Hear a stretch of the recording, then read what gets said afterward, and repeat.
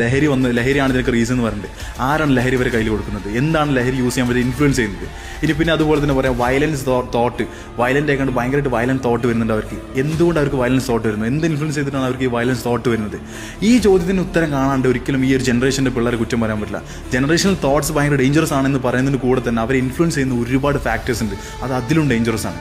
ഈ ഒരു 2K generation അല്ലെങ്കിൽ ഇപ്പോൾ ഒരു ന്യൂ ജനറേഷൻ്റെ പിള്ളേരുടെ ഇടയിൽ തന്നെ അല്ലെങ്കിൽ അവരുടെ ബിറ്റ്വീൻ തന്നെ 2-3 കമ്പനീസ് റൺ ചെയ്യുന്ന പയ്യന്മാരുണ്ട്. അതിൽ ബിസിനസ്സിൻ്റെ കിക്ക് അറിഞ്ഞ് ബിസിനസ്സിൽ അഡിക്റ്റായി പോയവരുണ്ട്.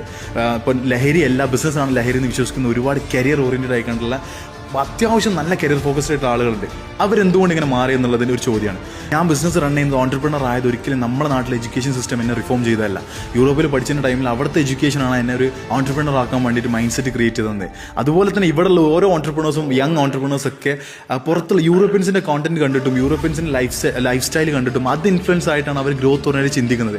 അപ്പോൾ ഒറ്റ ചോദ്യം ബാക്കിയാണ്, നമ്മുടെ നാട്ടിലെ എഡ്യൂക്കേഷൻ സിസ്റ്റം എന്താണ് ആളുകൾക്ക് ഇൻഫ്ലുവൻസ് ചെയ്ത് കൊടുക്കുന്നത്?